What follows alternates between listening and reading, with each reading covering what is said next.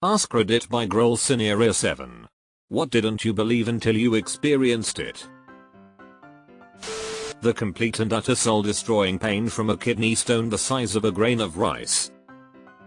I'm fortunate I still have not experienced this, but I witnessed my husband going through this and it looked worse than any pain I've ever felt. Depression. It is honestly impossible to understand until you live it. People misunderstand depression as simply being sad. For me, depression is the crushing weight of life, the weariness that seeps deep into my bones. I want to do things. I want to enjoy life. I just don't have the motivation or energy to get out of bed. I feel powerless. Not having motivation keeps me in bed, neglecting my obligations as things pile up. I just feel terrible about not being able to do more. So I spend a whole lot of energy doing basic tasks that would be simple enough, had I the energy to do them. The worst thing about depression is I can acknowledge that I am unhappy in my current situation, but I feel like I can't do anything about it. I feel hopeless, like happiness is some unattainable state that I'm destined to never reach. Chronic pain. People understand the pain conceptually, but the unrelenting nature of being constantly in pain is something that's hard to wrap your head around. Especially when it's a fact of your condition that you will never get better. You might have slight upswings, but in general just holding steady is the best you can hope for. And the most likely scenario is a long downhill slide. Before I had brain surgery, my neurosurgeon said the worst side effect afterwards would be fatigue. Fatigue, I scoffed. How bad can it be, Dart? Fast forward to after the surgery, and I didn't bother making my bed for 6 weeks because I was never out of it for longer than a couple of hours. Folding the laundry led to me having to take a 2-hour nap afterwards. I have chronic fatigue and this is my daily life. I've been trying to get treatment for it for over a decade. Working a full-time job is a pipe dream for me. My family thinks I'm just lazy and don't want to work. Just going to a doctor's appointment takes me out for the rest of the day. It's fucking rough, man. How utterly amazing the Northern Lights are. People have said the Northern Lights bod is a total solar eclipse for beauty, and I saw a total solar eclipse in a cloudless sky and it was phenomenal. Is that true? Heartbreak. Experienced it a few times and it's no joke. Literal pain in chest and one of the hardest things to get past in my life. I vomited from grief once. I never knew that was possible. Not necessarily didn't believe, but until I myself was in an abusive relationship, I didn't understand how hard it was to actually leave. I thought I was too smart to get into an abusive relationship. Abusers can be so subtle in how they manipulate you.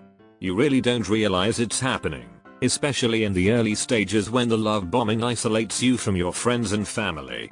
It looks and feels like love, but it isn't. This is a very small one, but bursting into tears, it always seemed like a silly expression to me. Like, of course you know when you're about to cry. You don't just go from zero to crying with no warning. Until I did. Very weird sensation. I, 61M, experienced this when I put my dog under at the vet. Totally unexpected. I'm usually fairly stoic. Migraine. My wife gets them from time to time, and for a few years I thought okay, it's a headache, just pop some ibuprofen and get on with stuff, and didn't really understand why she had to basically spend the next 36-48 hours in bed recovering when she got one. For the record, I never criticized her for it. I was always supportive, just quietly confused. Then I had one myself. Oh boy. It was most definitely not just a headache. Even though the one I had was on the mild side, I can definitely appreciate at least some of how absolutely, crushingly debilitating it must be to get bad ones. Thankfully it was a one-off, touch wood. Not something I'm keen to ever revisit. The worst thing is when you have to throw up during a migraine. No joke, I have laid on the bathroom floor begging for death, because the pain was unbearable. How much worse an actual flu is compared to a common cold. I always thought that a flu is just like a little more intense cold, but it is so much worse. You might have chills that are multiplying, fever, achy bones, headaches, and feel weak. I mean, there are thousands of people dying every year from a flu. I had the flu in February 2019. I still remember every second of it. I legit thought I was going to die. I was so achy, I couldn't even lay on the couch. It was bed or nothing. I finally could get out of bed after 5 days. But it took me nearly a month to recover. I was a healthy 34-year-old. I can't imagine someone who was immune compromised or elderly getting it. The size of the Grand Canyon. Growing up and seeing it on the front cover of math and geography textbooks made it an afterthought. Seeing it in person in my 20s for the first time was almost overwhelming. I saw it in person and still felt like I was looking at a two-dimensional image because my brain just could not process the scale of it.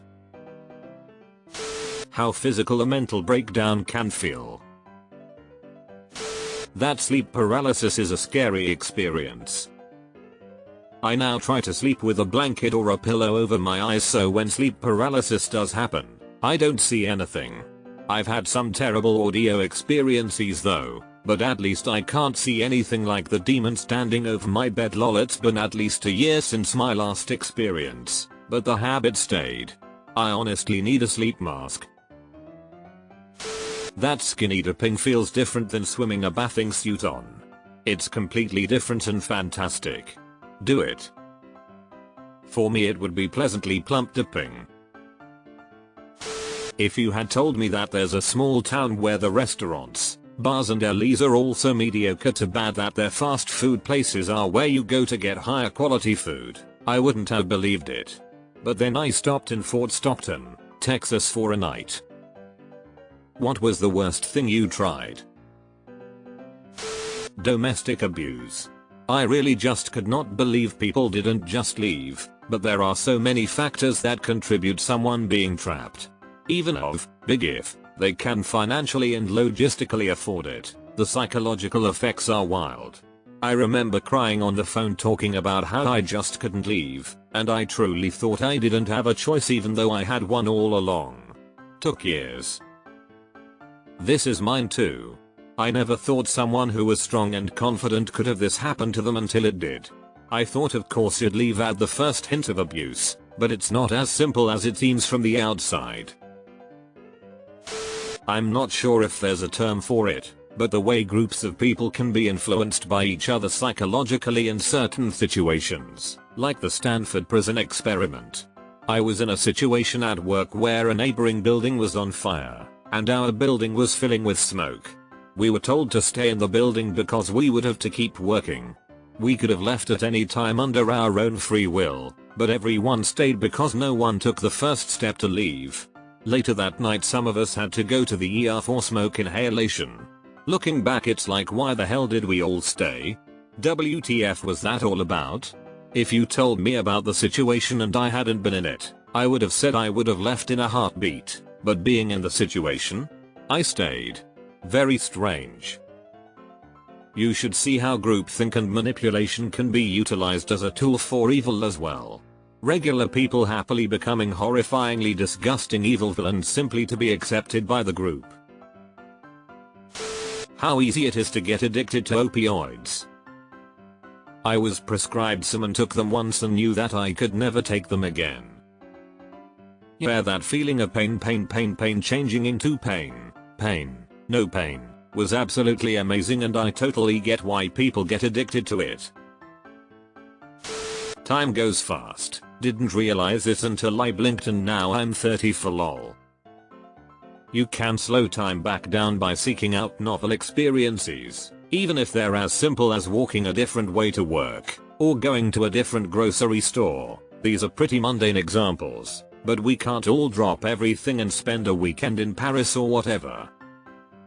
Our brains lump similar memories together, which is why on Monday you're thinking, oh my god, Friday is a million years away, and then on Friday you are suddenly thinking, holy crap, Monday was 5 minutes ago, and it's almost May. The unfortunate truth is that this does have diminishing returns.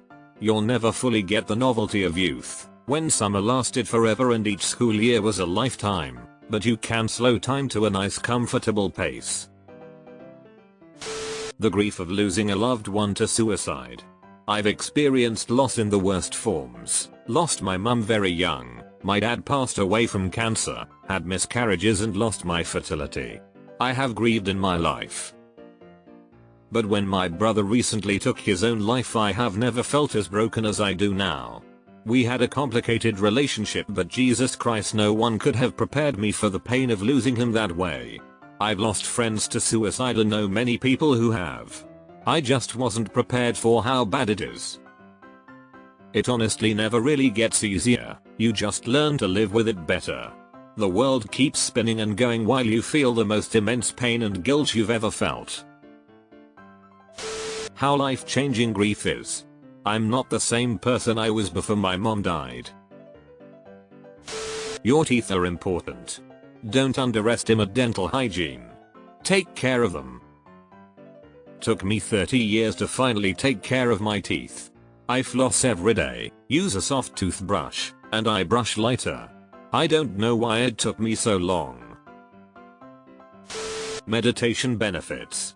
It took me a bit to get to the point that I could actually do it. Teaching your brain to stop thinking so fast is difficult when most of the time you're doing the opposite. But it can be done. And I found I was less stressed and slept better on days when I did it. My doc says my blood pressure improved too. I didn't fully believe in the transformative power of travel until I experienced it firsthand. Growing up, I always heard people talk about how travel broadens your horizons and changes your perspective, but it wasn't until I ventured out into the world myself that I truly understood the depth of those words. Exploring new cultures, meeting people from different walks of life, and immersing myself in unfamiliar environments opened my eyes in ways I never imagined. It's an experience that's difficult to fully grasp until you step out of your comfort zone and into the unknown. How bad anxiety can be, ugh, not fun.